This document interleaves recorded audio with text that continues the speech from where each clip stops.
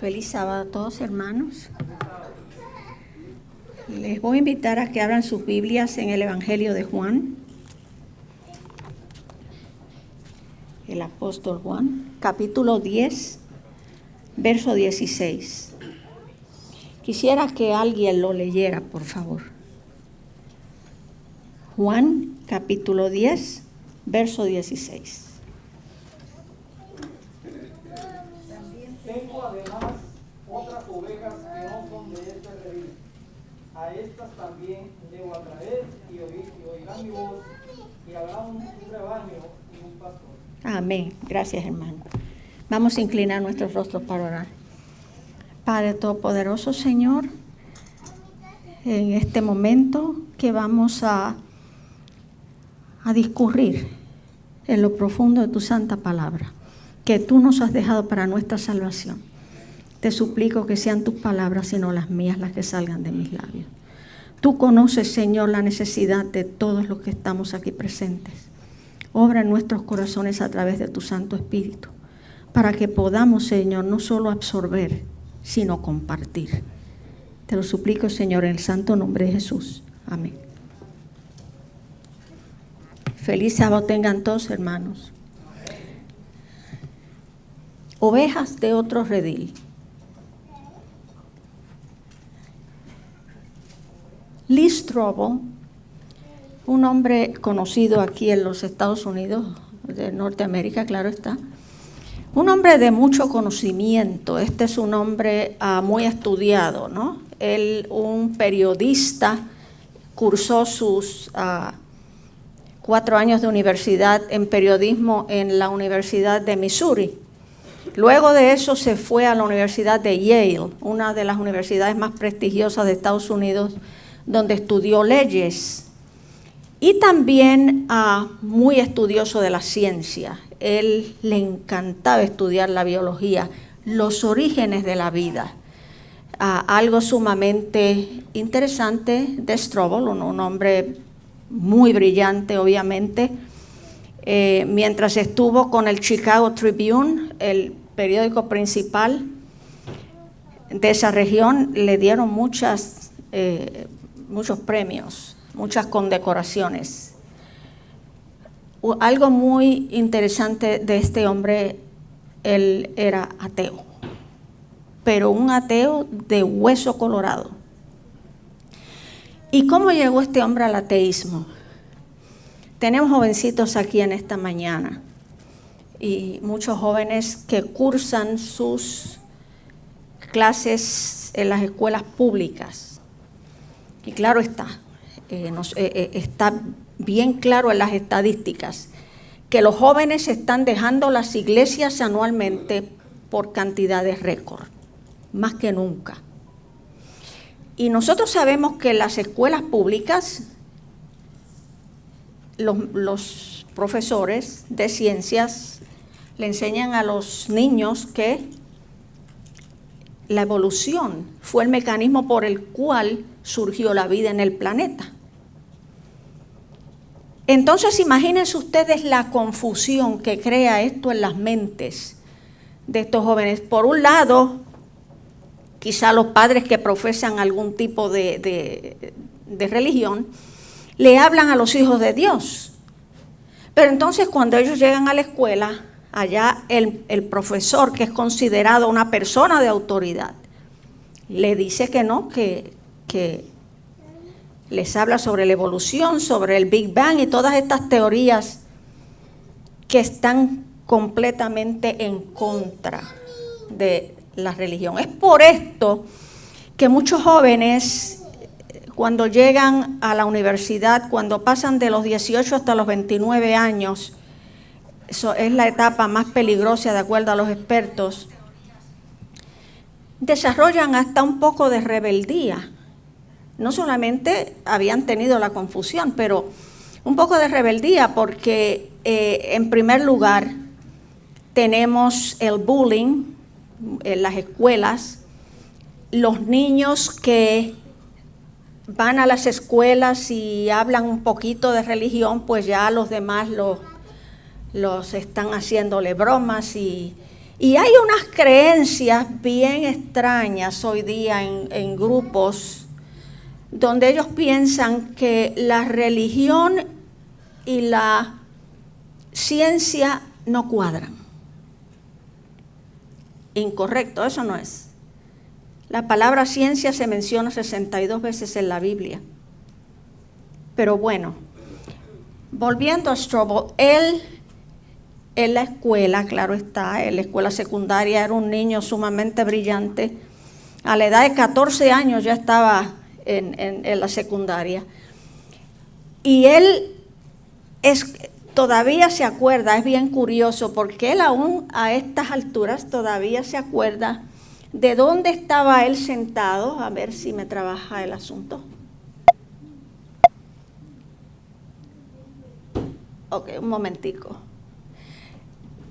Él se acuerda, él en su libro pone esta foto, la foto que ven ustedes en blanco y negro, donde estaba él sentado cuando a la edad de 14 años, cuando este profesor presentó el experimento que fue famoso y todavía está en muchos libros, se enseña en las escuelas de Miller, donde él decía que en el principio, cuando lo que ellos decían que era como una sopa que había ahí de todo tipo de materia orgánica, pues se juntaron estos gases, metano, amonio, hidrógeno y vapor de agua, le añadió un poco de electricidad, simulando los rayos, ¿verdad?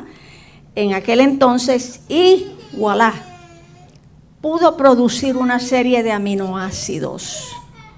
Eso fue una revolución. En los libros de las escuelas todos aparecía este experimento.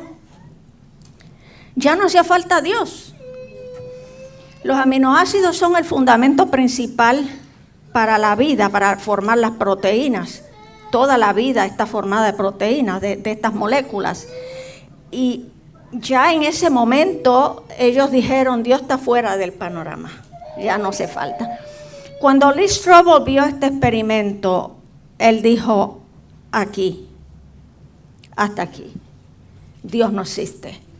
Esto es una pamplina que nos dicen nuestros padres para meternos miedo, para obligarnos a hacer las cosas que estén bien, para crear moral en nosotros. Eso no es necesario porque nosotros tenemos una mente pensante y somos capaces de hacer lo que está bien. ¿Por qué nos tienen que venir con esa pamplina de que hay un Dios y todas estas cosas? Él se puso furioso. Más adelante, interesante, él se casó y tuvieron 2 hijos, un niño y una niña. Vamos a ver. Creo que hermano le tiene, no sé, esto no está trabajando.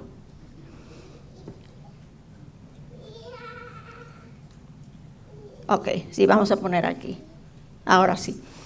Tuvieron un niño y una niña, y su esposa era agnóstica. O sea, agnóstica es una persona que no cree que nosotros podemos en ningún momento y forma visualizar la naturaleza de Dios. Pero ella realmente no profesaba ninguna religión en particular. Bueno, él se casó con ella, pero algo interesante sucedió. Luego de unos cuantos años, ellos ya tenían un niño y una niña, su esposa se convirtió al cristianismo. No da los detalles, pero él cuando se enteró de que su esposa se había convertido al cristianismo, ardió Troya. Él dijo, imaginen, un ateo, él dijo, hasta aquí llegamos. Este va a ser el fin de nuestro matrimonio. Y el hombre estaba bastante molesto. Él tenía una idea en su mente respecto al cristianismo completamente torcida.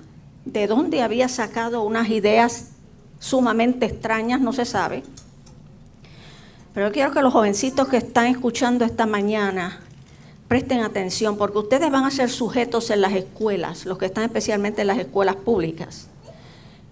Yo lo he visto, yo lo he oído, yo he sido testigo porque yo fui maestra de escuela pública. Es una cosa muy triste. Así que escuchen bien la historia de este hombre, más lo que vamos a estudiar más adelante. Él miró en su esposa, tenía unos preconceptos de lo que era el cristianismo, pero entonces todo lo que él esperaba que ocurriera en ella no sucedió. Al contrario, él comenzó a ver cosas positivas en ella que nunca antes había visto. Entonces él dijo, ¿cómo así? No solamente la manera como ella lo trataba a él, la manera como trataba a sus hijos, la manera ahora como ella se comportaba en su hogar. Él no estaba preparado para esto.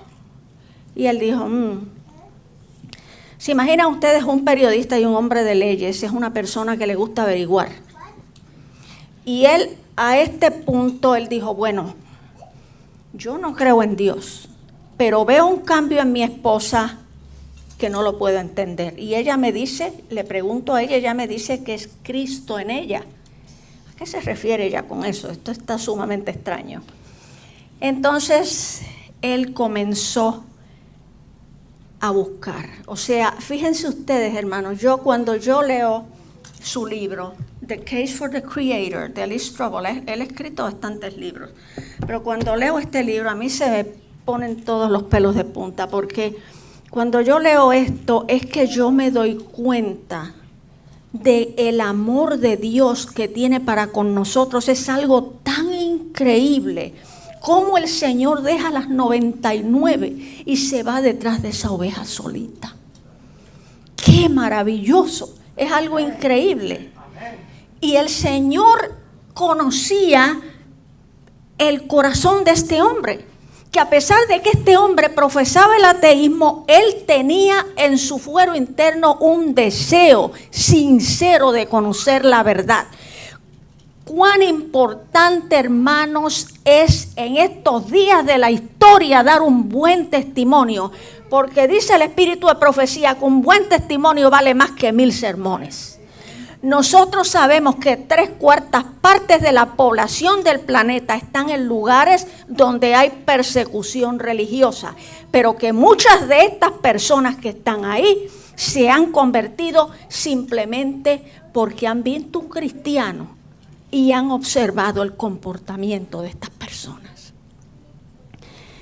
El poder del buen testimonio. Ahora tenemos un ateo buscando en todos los libros habidos y por haber, averiguando por qué su esposa, qué fue lo que obró ese cambio en ella.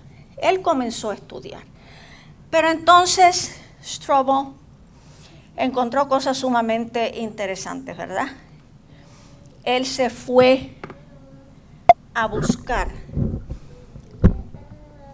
cómo estaba la ciencia respecto a... Estamos como que un poquito muy lejos, hermano, ahí en él. Vamos a darle reversa. ¿Cómo está la ciencia respecto a Dios? ¿Y qué hizo él? Vamos a ver 2 ejemplos aquí, vamos a estudiar 2 ejemplos sumamente interesantes respecto a nuestro testimonio. ¿Qué tipo de testimonio? ¿Qué es lo que ven nosotros en los demás? La semana pasada, mientras estábamos en la escuela sabática, para beneficio de todos aquellos, para beneficio de los que no estuvieron aquí, estuvimos hablando de lo que pasó con Gandhi, uno de los pacifistas más grandes de la historia, ganador del premio Nobel. Quiso averiguar más del cristianismo, tristemente los cristianos con los cuales él tuvo contacto no le dieron un testimonio muy bonito. Y él dijo, me gusta el Cristo de los cristianos, pero no me gustan los cristianos porque no se parecen a él. Qué triste, ¿verdad? Así, ¿qué es lo que los demás están viendo en nosotros? Miren, esto me da mucha tristeza decirlo. Cuando mi esposo tenía su clínica, estábamos nosotros sentadas allí las secretarias, las recepcionistas. Mi oficina estaba muy cerca de donde estaba la recepcionista. Y llegó un pastor retirado. Hermanos, me da mucha tristeza decir esto, pero un pastor adventista. No voy a mencionar nombres, esto hace como unos 10 años atrás.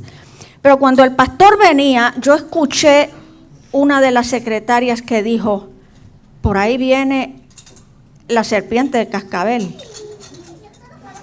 Y otra le dijo, no, eso es un pitbull.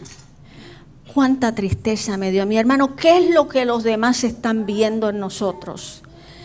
Y vamos a estudiar. Gracias, hermano. Vamos a estudiar un momentito. Vamos a pasar a la Biblia. Vamos a ver 2 ejemplos aquí.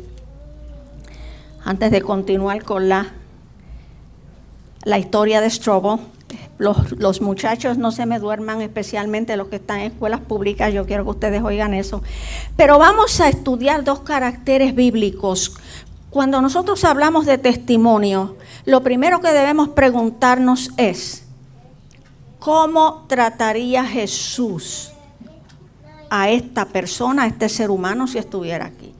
Muchas veces las personas pierden la paciencia, otras veces están mirando meramente, como mencionó el sábado pasado o el anterior la hermana Marlene, la parte física, no están mirando lo que Dios ve, ¿verdad?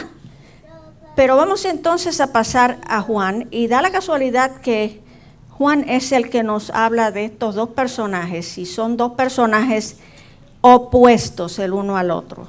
2 personajes no solamente opuestos en sexo, tenemos un hombre y una mujer, pero opuestos en cuanto a la posición que ellos tenían en la sociedad. Y uno de ellos, vamos primero a Juan capítulo 3. Vamos a hablar un poquito de Nicodemo.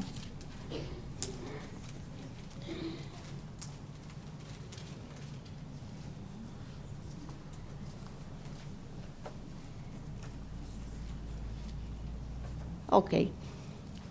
Nicodemo era un hombre rico, ¿verdad? Lo tenían en muy alta estima, su pueblo. Era honrado, era fariseo, era sabio, príncipe judío, miembro del Sanedrín, estricto y orgulloso de sus buenas obras. Y aquí esta información la he sacado de El Deseado de toda la gente, nos da la historia completa de este hombre, pero Nicodemo era un hombre que se tenía a sí mismo en muy alta estima. Tristemente, eso puede pasar con nosotros, hermanos. Tenemos que tener mucho cuidado. Muchas veces porque pensamos que somos los portaantorchas, a los que se nos ha concedido la verdad de los últimos días. Desarrollamos ese sentido de superioridad que realmente es completamente incorrecto. Pero Nicodemo, el Señor conocía su corazón, de la misma manera como el Señor conoció el corazón de Strobel. Entonces, Nicodemo había escuchado de Jesús. No solamente había escuchado de él, sino que de acuerdo al espíritu de profecía, El Deseado de toda la gente, página 143, él había defendido a Jesús delante de sus, ustedes saben que el Sanedrín estaba compuesto de 71, y él había defendido a Jesús porque ellos están tratando de echarle mano y decían, no lo querían, y todos sabemos esa historia. Pero ahí mismo Nicodemo nos explica el espíritu de profecía, les había dicho a ellos, tengan cuidado, porque si este es un maestro enviado por Dios, ya ustedes han visto lo que ha pasado con las generaciones anteriores, que hemos sido llevados cautivos. Entonces eso pues le ponía un poco de freno al Sanedrín. Pero Nicodemo había algo en él había estudiado. Había algo del maestro que le atraía a él. Sin embargo, se tenía a sí mismo en muy, muy alta estima. Él quería hablar con Jesús. Pero ¿cuándo fue a hablar con Jesús? De noche. ¿Por qué creen ustedes que fue de noche? Exacto, no quería que lo vieran. Él ¿verdad? Hubiese sido humillante, Nicodemo, irme con tan oscuro maestro a consultar con él. Pero nos dice el espíritu de profecía en la página 143 del Deseado de toda la gente que Nicodemo había venido pensando en entrar en discusión con Jesús. A eso había venido él. Él tenía un concepto de sí mismo muy alto. Y déjeme decirle a usted una cosa. Él tenía mucho conocimiento. Tenía mucho conocimiento. Pero ¿el conocimiento salva a alguien? ¿De qué sirve el conocimiento si no se aplica? No sirve de nada, ¿verdad? Pero Jesús, en la conversación que obtuvo con Nicodemo, reconoció o trató de expresarle a él en sus palabras sabias: no necesitas conocimiento teórico tanto como regeneración espiritual. Vamos a leer un poquito el capítulo 3. Este vino a Jesús de noche y le dijo: Rabí, sabemos que has venido de Dios como maestro, como Mesías. ¿Fue eso lo que le dijo? No, le dijo como maestro. O sea, él creía que Jesús era un maestro enviado por Dios, pero no lo reconocía como el Mesías hasta en ese momento.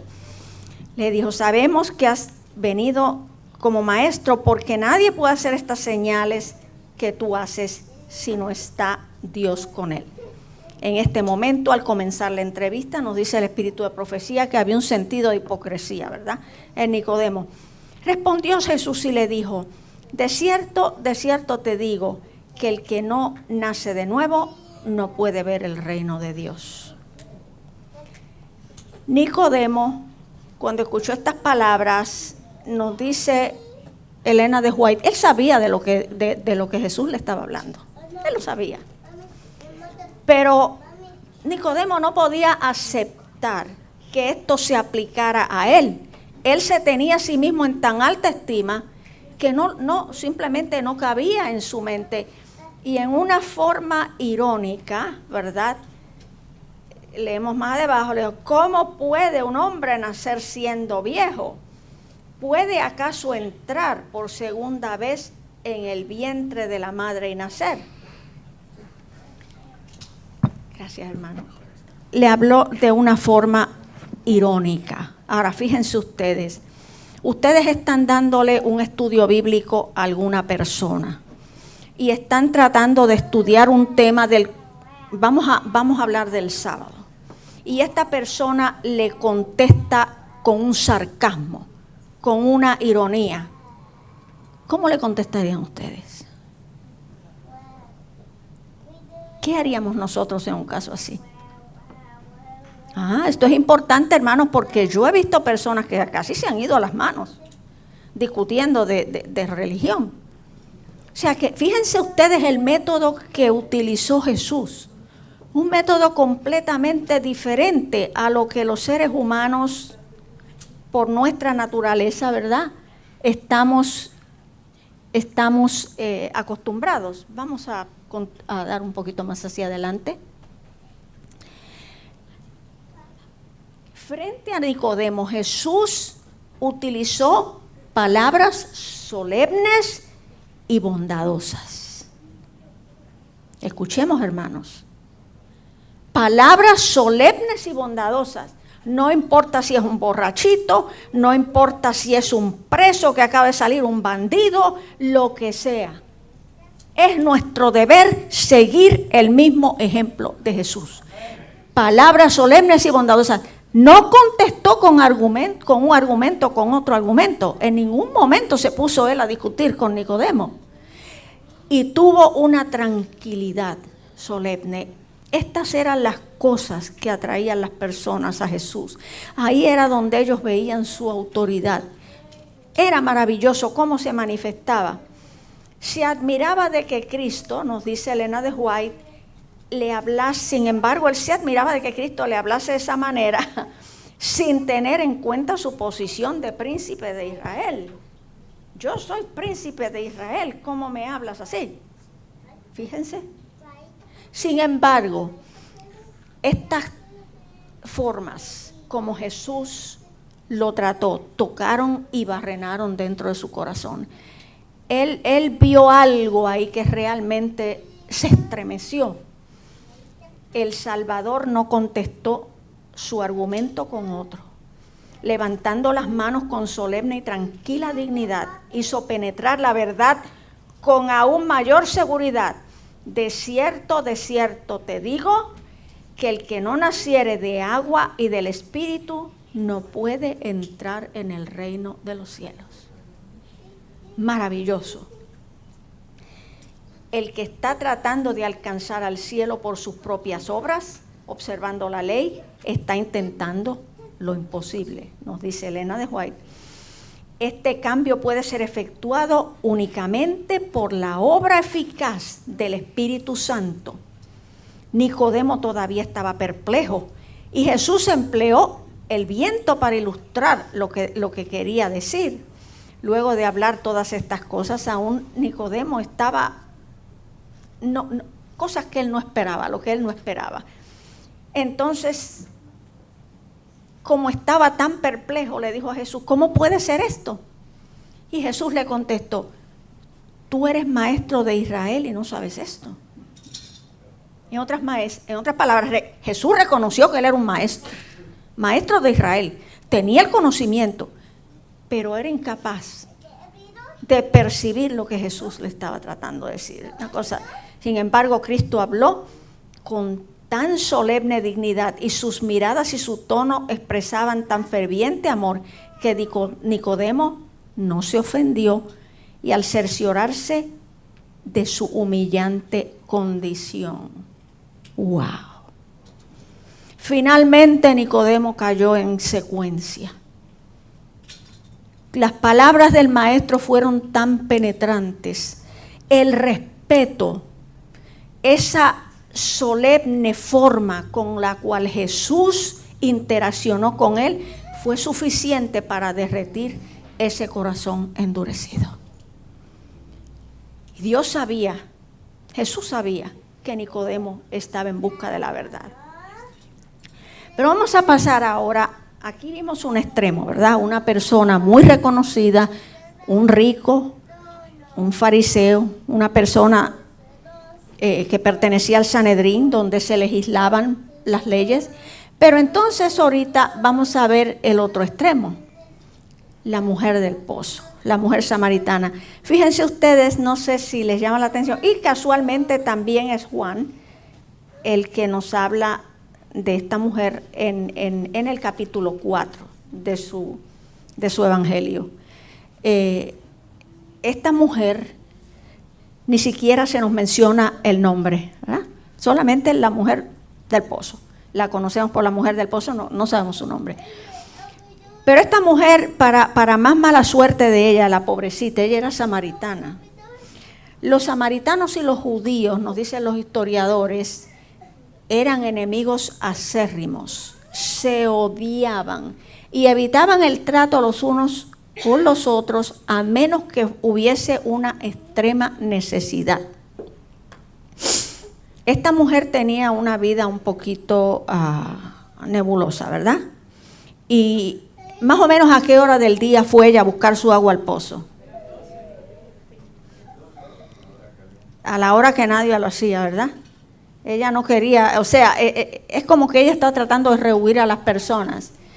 Las personas muchas veces que tienen un pasado un poco escabroso, le gusta evitar a los demás.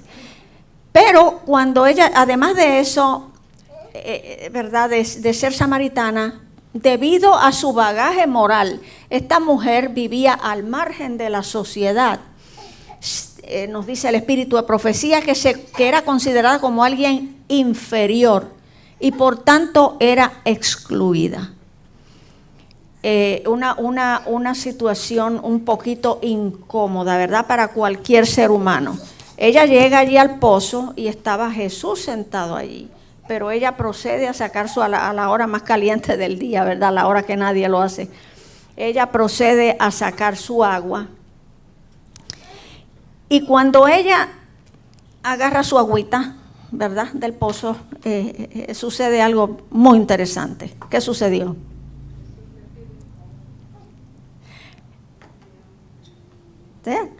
Ella sabía que Jesús era judío, nos dice el espíritu de profecía. Y viene Jesús y le pide un favor. le pide agua, ¿verdad? Y ella, ¿cómo tú siendo judío me pides agua a mí? Fíjense ustedes que nos dicen los historiadores que en ese entonces dar agua a un sediento era prácticamente algo que ellos lo consideraban que había que hacerlo, era una cuestión de honor. Si alguien pedía agua, se le daba agua.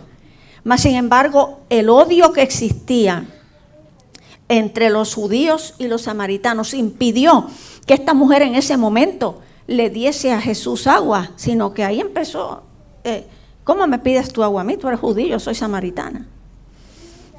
Y vamos al capítulo 4 del apóstol.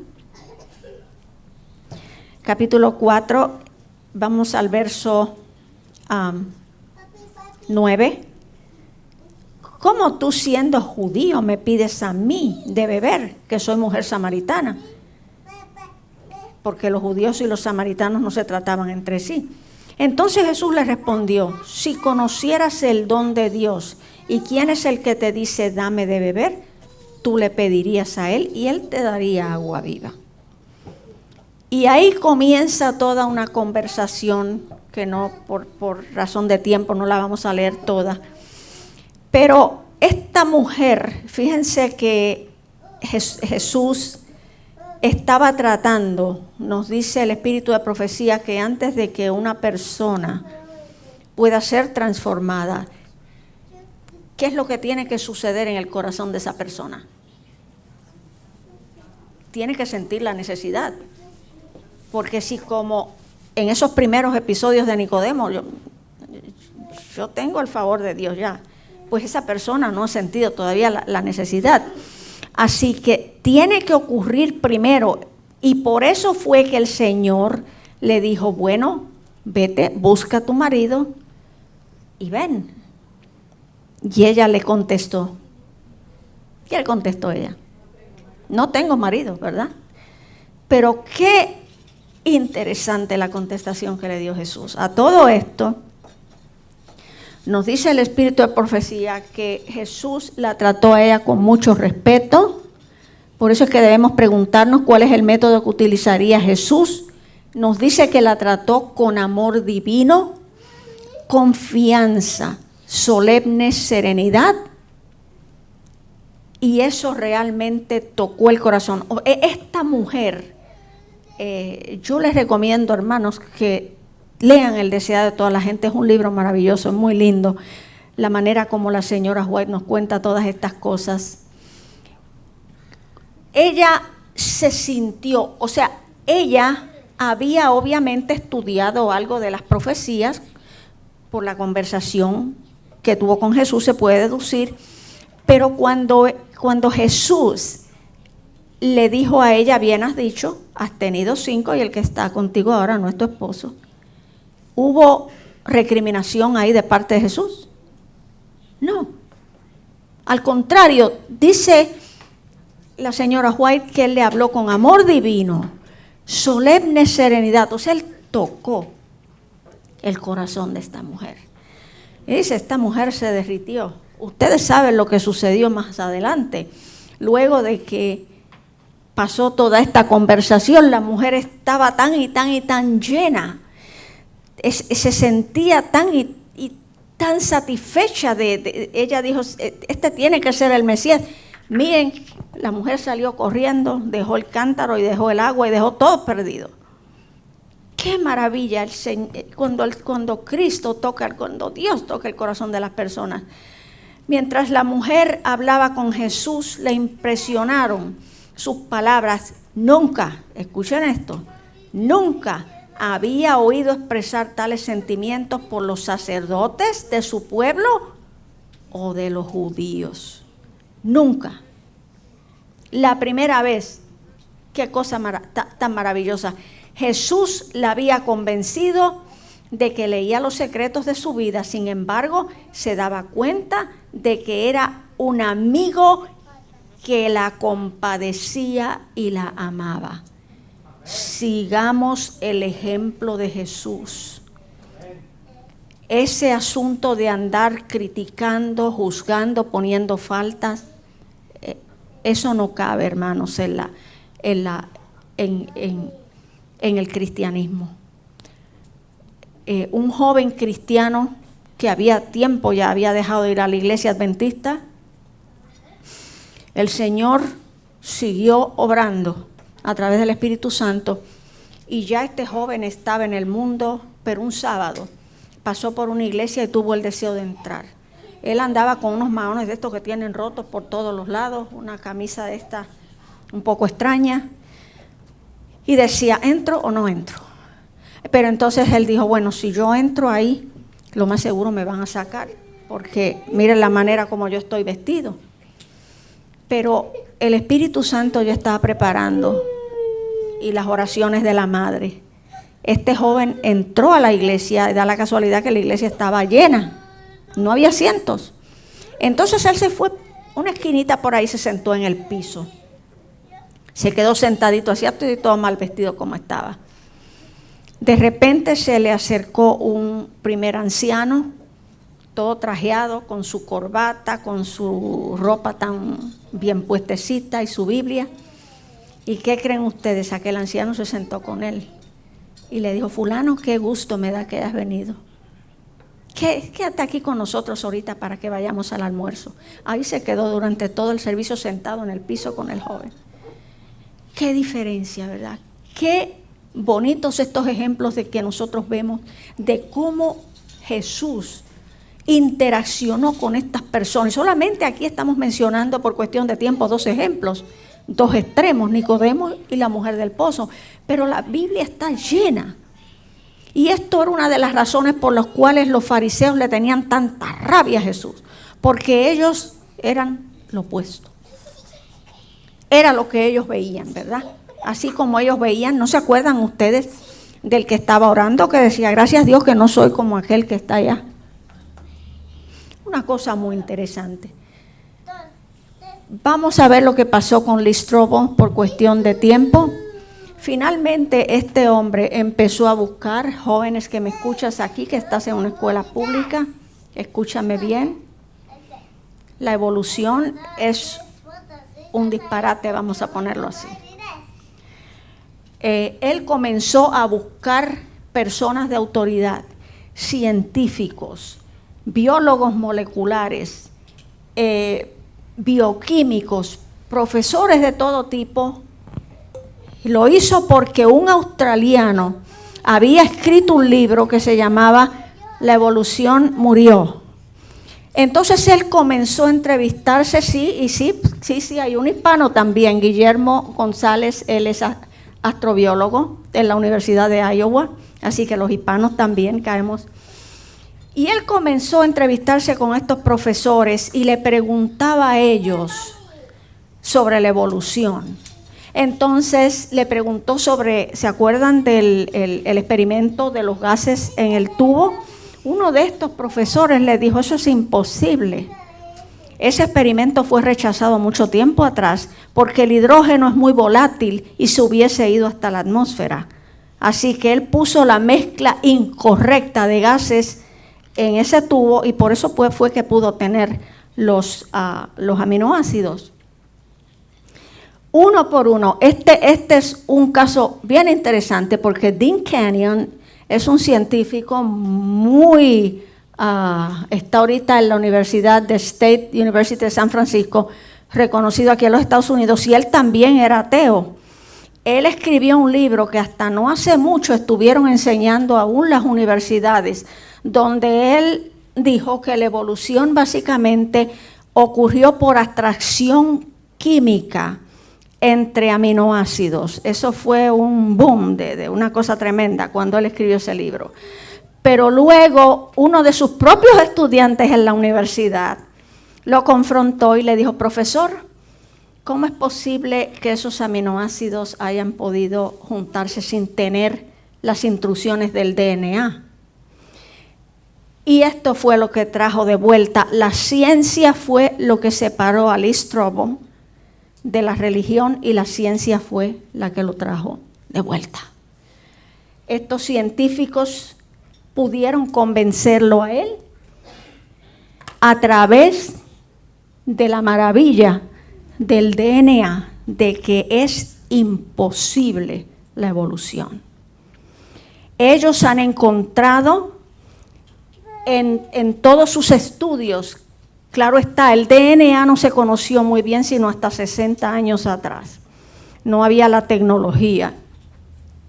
Y ahorita hay un código que le han asignado a todas estas moléculas, y ese código dicen que es el código comprimido escrito más complejo de todo el universo. El Steve Meyer, uno de los biólogos que estaba en la foto, escribió un libro que se llama Signature on the Cell, firma en la célula. Y dice él que esa firma es la firma de Dios, del Creador. Ellos, claro está, no han querido mezclar la religión por razones obvias. Están tratando de evitar que haya mucho revuelo y discriminación. Pero ellos le han llamado modelo inteligente. Ellos dicen, tiene que haber una inteligencia detrás de todo esto, porque la evolución de la manera como fue presentada no solamente por Darwin, sino por los nuevos evolucionistas, no trabaja debido a que estos elementos tienen que estar presentes para que pueda trabajar el organismo, y de la manera como Darwin lo proyecta, que es por selección natural, pues no. Vienen a medida, no, me falló esto, bueno, pues voy a hacer esto otro, pero ya tiene que estar el organismo ahí presente. Así que el famoso RNA que tanto revuelo causó con la vacuna es una hebra que viene, una molécula, entra al núcleo de la célula, ¿verdad? Esa molécula entra al núcleo de la célula. El espiral del DNA, que es el del medio, la molécula de DNA, se divide, como lo ven arriba, y esa molécula va a copiar el sistema. La célula le dice, necesitamos tal proteína. Ese lugar específico, esto es algo maravilloso, ellos mismos están, que no lo pueden creer.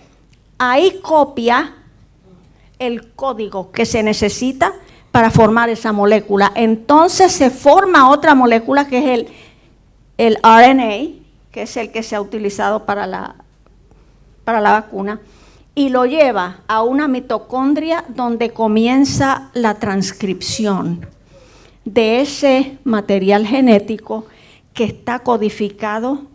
Ellos le han asignado las letras del alfabeto, y es algo tan y tan maravilloso que llevó a Lee Strobel a publicar este libro, A Case for a Creator. Él tiene muchos libros, este no es el único, pero es increíble cómo este hombre, y él da el testimonio, la ciencia lo alejó de Dios y la ciencia lo trajo de vuelta a Dios. Pero hubo un enlace sin el cual esto nunca hubiese podido suceder. El testimonio de una persona, el testimonio de su esposa. Si la esposa hubiese comenzado, como tristemente yo he visto en otras ocasiones, a discutir con él, mira, pero tú tienes que creer en Dios, tienes que venir conmigo a la iglesia, hubiese sido todo lo opuesto, ¿verdad? ¿Cuántos de los que están aquí presentes estuvieron, se acuerdan ustedes cuando estamos en la iglesia americana, que la iglesia americana nos estaba prestando la capilla? ¿Cuántos de ustedes estuvieron allí presentes? Qué bueno que hay un gran número aquí. Ahí había un joven, yo creo que le he contado esto anteriormente, pero para beneficio de los que no oyeron, que él estaba viniendo a la iglesia, él era adventista, pero su primo vino de México y se comenzó a quedar con él. El joven era ateo y era un joven muy estudiado. Se ve que en México él había ido a buenas universidades, vino aquí como todos nosotros buscando el sueño americano. Entonces el primo, que era adventista, le dijo un día, vente para la iglesia. Y él le dijo, ¿a la iglesia? Tú sabes que yo no creo en eso. Esos son pamplinas y supersticiones de ustedes. Y el primo le dijo, no, pero no es con ese propósito, es para que no te quedes solo aquí, para que tengas camaradería con los demás, hablemos, mira, tenemos almuerzo caliente y de todo, vente conmigo, no te quedes aquí solo. El joven vino y le gustó, porque había muchos aquí compaisanos, ¿verdad? Y conversaban y todo, no estaba interesado en la religión, pero sí en la camaradería con los demás. Entonces un día el primo adventista se me acercó y me dijo, hermana, le voy a pedir un favor. Cuando usted le toque predicar la próxima, ¿podría por favor predicar sobre la evolución? Y yo le dije, sí, está bien, no hay problema. Da la casualidad que el sábado me tocaba predicar, di un sermón sobre la evolución, terminé el sermón. Cuando terminó el sermón, se fue todo el mundo, el joven me estaba esperando ahí en la salida, en la capilla ya. Y me detiene y me dice, educadamente, él en ningún momento me habló en forma. Le voy a decir una cosa, perdone que la interrumpe, pero eso que usted dijo ahorita no es cierto. Usted tiene que tener mucho cuidado cómo habla, porque está engañando a las personas. La evolución es un hecho. Y yo le voy a dar un ejemplo, me dijo. Agárrese usted una cucaracha, póngala en un container y todos los días échale un poquito de veneno. Entonces, poco a poco le va subiendo la cantidad de veneno, hasta que va a llegar el momento, mire que la cucaracha, el veneno no le hace nada. La cucaracha evolucionó. Así que la evolución es un hecho. Está incorrecto lo que usted dijo, yo lo dejé que terminara. Y yo le dije, mira hijo, te voy a decir una cosa. De la misma manera como la cucaracha desarrolló esa capacidad de sobreponerse al veneno, pues así tenemos muchas bacterias que atacan a los seres humanos, ¿verdad? Se le pone antibiótico y tiene el doctor que estar cambiando de antibióticos porque han desarrollado resistencia. Pero quiero que te diga una cosa, hijo. Tú tienes ahí una cucaracha, le estás echando veneno para que desarrolle resistencia, pero sigue siendo una cucaracha. No se convirtió en un lagartijo, o en un sapo, o en un perro. Sigue siendo cucaracha. Eso no es evolución, hijo. Eso es que el animal se adaptó. Eso es un proceso de adaptación. El joven me miró con los ojos así de grandes y volvemos a lo mismo. Miren aquí lo que sucedió con Nicodemo y la mujer del pozo. Dios conoce los corazones. Y con Lee Strobel. Obviamente él tenía esa inquietud. Él se quedó pensando, se fue. Más adelante me explicó el primo que se había mudado hasta Chicago, consiguió un buen trabajo allá. Pero unos meses después me dijo el primo, quiero decirle algo, mi primo se bautizó en una iglesia adventista en Chicago. Hermanos, Dios conoce los corazones. En esta época de la historia que estamos viviendo, un buen testimonio vale más que 1000 sermones. Vamos a ser cuidadosos con todas las personas con las cuales entramos en contacto. No crítica, no chismes, siempre preguntemos qué haría Jesús si Él estuviera aquí. Le pido a la hermana Minerva, antes de irnos vamos a cantar el himno 166, por favor. Siervos de Dios, la trompeta a tocar.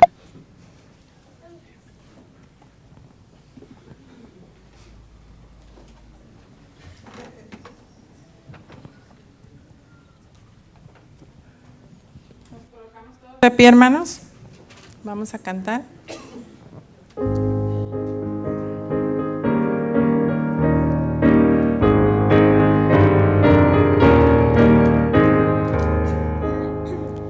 Siervos de Dios, la trompeta a tocar, Cristo muy pronto vendrá.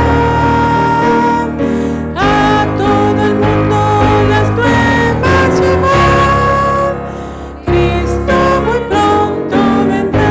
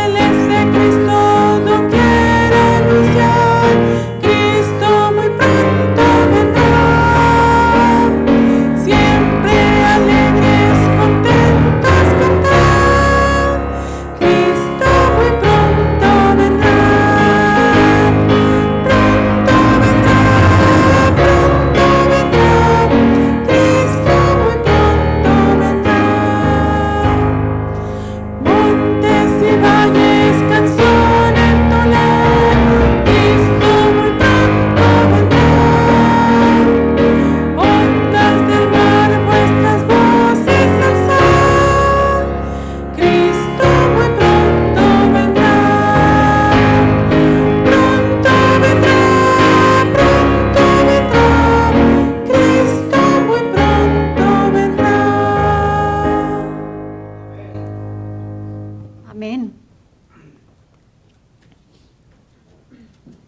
Ahora, Padre Celestial, llévanos con bien a nuestros hogares.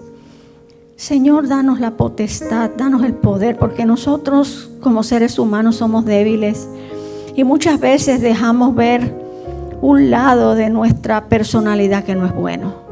Pero sabemos, Señor, y tenemos la fe de que si tu Espíritu Santo obra en nosotros, podemos atraer, Señor, almas que están buscando, sedientas, como la mujer del pozo, como Nicodemo, como este joven ateo. Ampáranos, por favor, el tiempo es corto y queremos ser buenos testigos, Padre Santo. Gracias, Señor, por esos ejemplos que nos dejaste a través de tu Santo Hijo. Llévanos con bien a nuestro hogar, perdónanos los pecados y protégelos, que todo lo que hagamos en el resto de este santo día sea para la honra y gloria de tu nombre. Te lo suplicamos en el nombre de Jesús. Amén. Amén.